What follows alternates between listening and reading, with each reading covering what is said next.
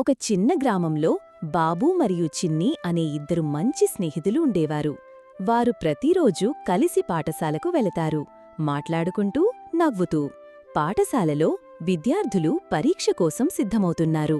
బాబూ మరియు చిన్ని తమ స్థానాల్లో కూర్చున్నారు.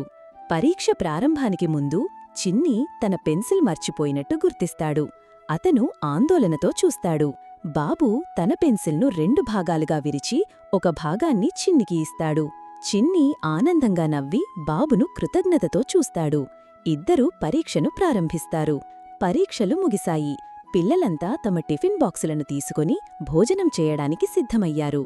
బాబు తన బ్యాగ్ను తెరిచి చూస్తాడు, కాని తన టిఫిన్ బాక్సును ఇంట్లో మర్చిపోయినట్టు గుర్తిస్తాడు. అతను దిగులుగా చూస్తాడు.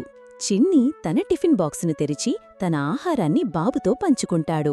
బాబు ఆనందంగా నవ్వి చిన్నిని కౌగిలించుకుంటాడు. ఇద్దరూ కలిసి ఆహారం పంచుకుంటూ నవ్వుతూ మధ్యాహ్నాన్ని ఆస్వాదిస్తారు.